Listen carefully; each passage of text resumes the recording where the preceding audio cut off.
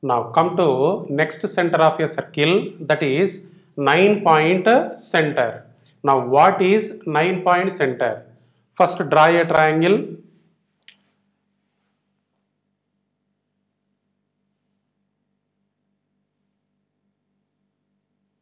Suppose A, B, C are the vertices of a triangle. Let D is the midpoint of the side BC. E is the midpoint of the side AC. F is the midpoint of the side AB.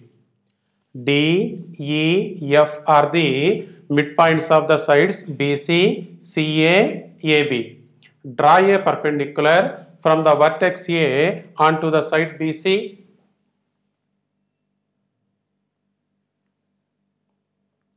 Now this is the altitude from the vertex A. Now denote this point with a letter P. So P is the foot of the altitude from the vertex A. Now draw a perpendicular from the vertex B onto the side AC.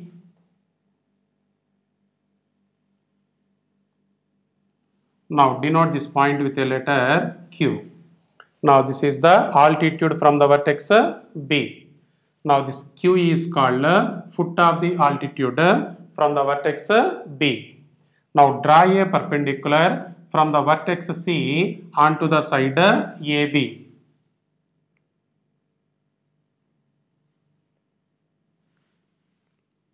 Now take this point as R. Now here P, Q, R are the feet of the altitudes. D, E, F are the midpoints of the sides. If you observe the diagram, altitude passing through vertex A, altitude passing through vertex B, altitude passing through vertex C. Altitudes in a triangle are concurrent. The point of concurrence is called orthocenter.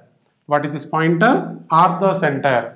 Orthocenter is denoted with a letter H.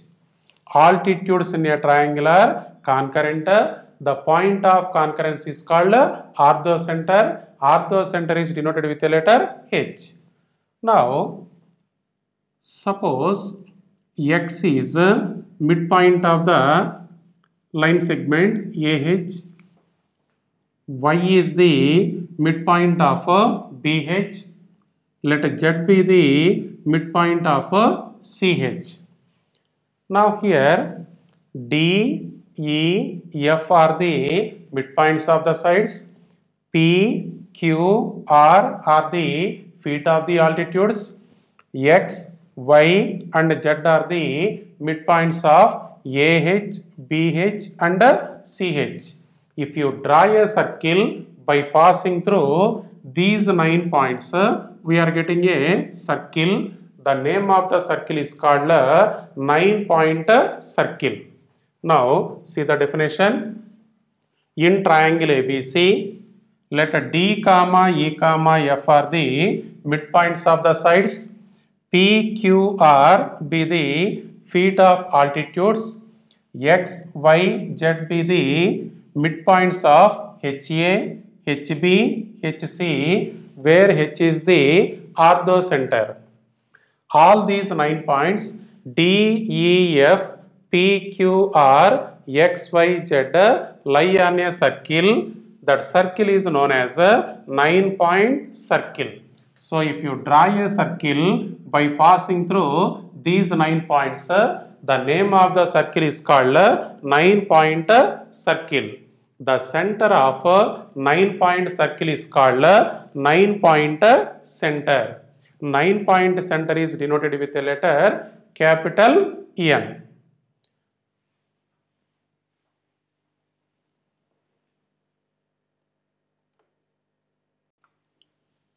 Now see some points related to centers of triangle. First point is, in an equilateral triangle, all centers are coincide. It means centroid, circumcenter, orthocenter, incenter and 9-point center. So all these points are coincide. First point, in an equilateral triangle,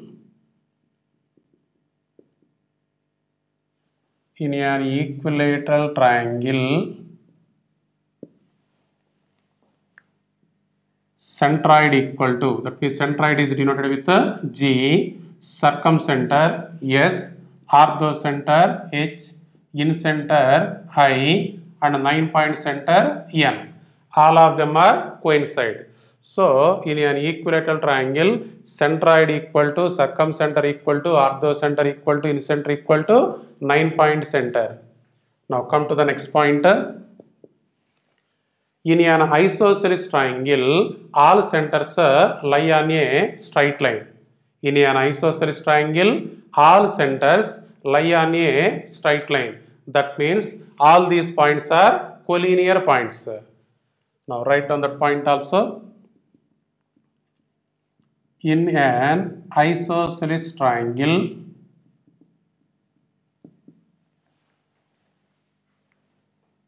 all centers are collinear.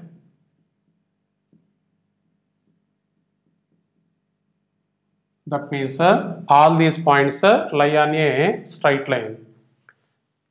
Next, come to the relation between centroid, circumcenter, orthocenter, and 9-point center. First, take a line segment which is of length 6 units, whose initial point is H, terminal point is S. Take a line segment which is of length 6 units, whose initial point is H, terminal point is S. Let N is the midpoint of HS. Total line segment length is 6 units. Here N is the midpoint of HS. So this length is 3 units. This length is also 3 units. Now take a point G which is at a distance of 1 unit from the point N. Take a point G which is at a distance of 1 unit from the point N. Now G is a point at a distance of 1 unit from the point N. Now here this length is 3 units. This length is 1 unit. What about this length? This is nothing but 2 units, because from N to S is 3 units. This is 1 unit, so this length will be 2 units. Now in this diagram, H is the orthocenter, S is the circumcenter, G is the centroid, N is a 9-point center. Now see the ratios from the diagram. From the diagram, Hn is to Ns.